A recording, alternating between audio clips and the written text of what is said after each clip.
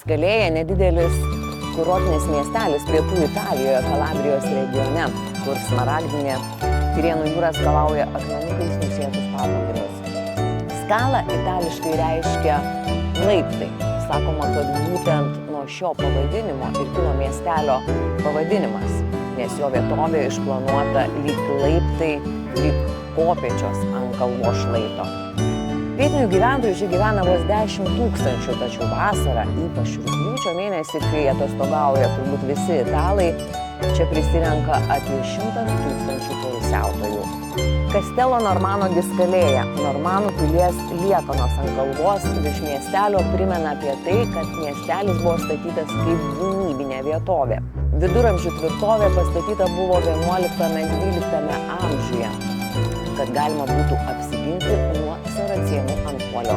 O už mano nugaros netoli paplūdimio matosi Torre Telao bokštas. Jis laikomas vizitinės Skalėjos kortele. 16 amžiuje pastatytas sargybinis bokštas taip pat buvo skirtas apsisaugoti nuo piratų ir saracėnų antplūdžio. Šiandien tai viena gražiausių panoraminių vietų Skalėjoje.